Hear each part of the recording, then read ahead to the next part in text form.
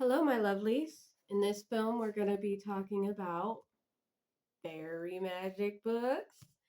And these are the books that I have read so far fully, having to do with fairy magic and how to incorporate it in your daily practice and or life in general. They're, they are in no way, shape, or form in any specific order. I literally just pulled them off my shelves. Boom. So, I have The Book of Fairy Spells by Sherilyn Darcy, it looks like. Very good book. I bought it specifically to see how fairy magic spells are formulated, if there's any specific uh, pattern to how you would go about addressing the fae and so on and so forth in magic. So, uh, very good, very good book. I don't usually buy spell books because I like to just write my own and go intuitively. But like I said, I was just trying to figure out if there was any type of format so I could format my stuff similarly and still honor these elemental beings. There are a couple spells in here that I did do the way they said to do, and they worked mwah, perfectly. The next book that I read was Fairy Magic Spells, Potions, and Lore from Earth Spirits by Sirona Knight, I think.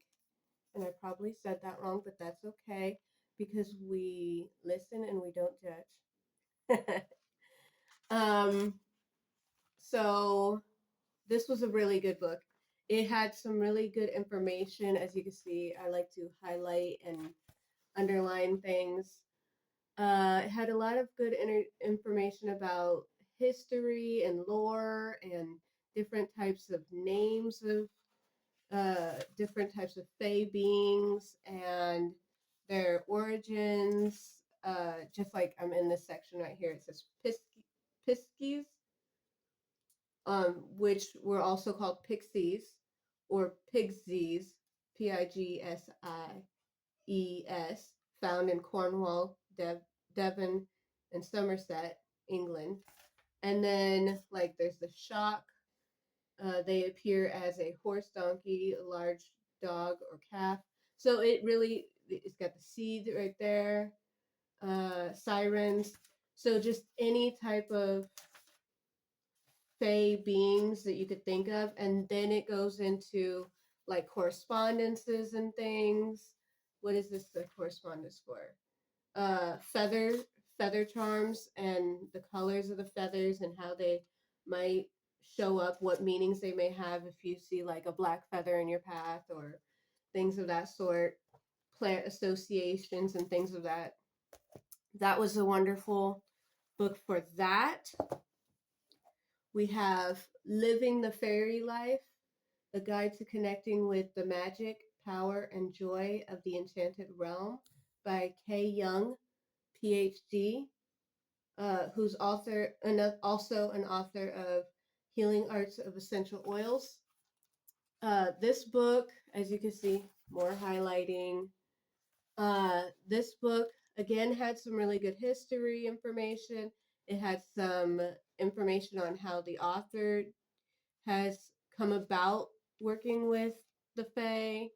It has ways that you can improve yourself so that the Fae will want to be in your presence. Uh, I think it was this book, was it? Yeah, in this book, there's like little, you'll know you are Fae, and a list of how to be Fae, conclusion, so on and so forth. And just like little points to bring more fairy energy into your daily life. I got the Fairy Oracle by Brian Froud. And even though this is the guidebook to the actual oracle, it does explain a lot about working with the Fae outside of just using the oracle deck. It is a hefty book when it comes to coming with a deck. So it, as it says, working with the fairies to find insight, wisdom, and joy on the front. It's a very, very in-depth book. It explains each one of the fae that are in the deck, but also just fae in general, and then gives you a couple spreads on, how and how to build just general spreads having to do with the fae. Uh, let's see, which one am I doing next? Let's do A Witch's Guide to the Fairy Folk, How to Work with Elemental World. Includes a complete dictionary of fairies. Again, this was another one where it literally, like, half of the book is types of fae, where you would find them, if there's other names for them.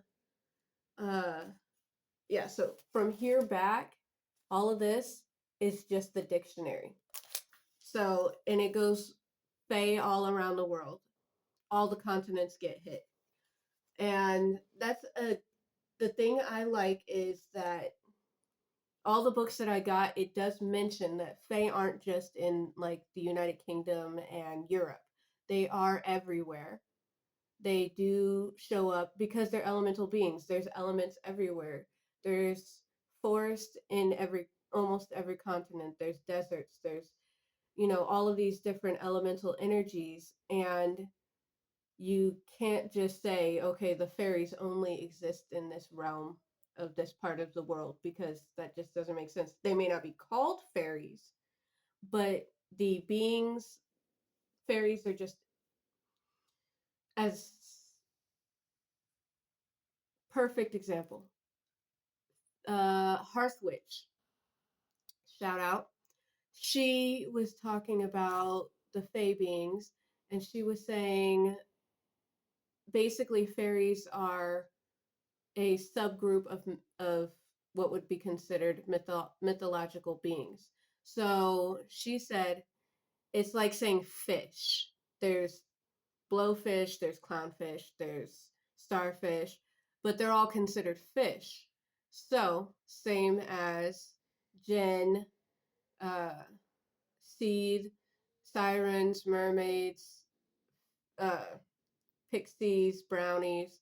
These are all considered fairies or fae creatures, trolls, gnomes.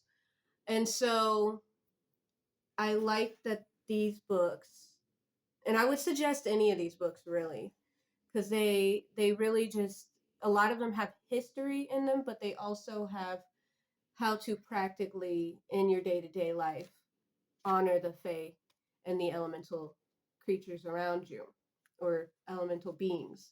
And so this one is really good for that. It is a little more basic than some of these other ones, because it just like is trying to just get you in there so that you can understand a little bit. And then some of these other ones, like the spell book, by the time you get to the spell book, you're usually already doing all the stuff from the Witch's Guide to Fairy Folk. And then we have the Book of Fairy Magic by Lucy Cavendish and Serene Conley. I again, I'm doing my best. I have a couple decks by Lucy Cavendish, and I believe they are fairy decks too, specifically. So when I do readings that have to do with the Fae, I do use Fae decks usually. Uh, but this was a really good book. It talks about multiple famous pagans and people that work with Fae energy, and there's interviews, uh, like it says Cassandra's fairy magic, and then like little tidbits of information. that have the both of the writers have come up with from working with Fae. Um, let me see. Like here it says, shh, very secret. Some help with household chores, but you must set a good example and acknowledge their help. Fairies work with us best when praised, given lots of attention and love, and hopeful or helpful suggestions on how to improve. So there's like a lot of cute little drawings of fairies and things of that sort. And this is the book that has the fairy quizzes, which is really cute. And if you feel like you have some fae ancestry, because as we know, there's a lot of historical stories of fairy people coming in and either doing having changeling situations where like a fairy child will be changed out with a human child, and the human child will be taken back to the realm of the fairies. The fae child will be left to be raised by the humans, um, or fairies taking on human lovers, and so then any children born would be part fae. Um, it's neither here nor there if you believe that's 100% true or not.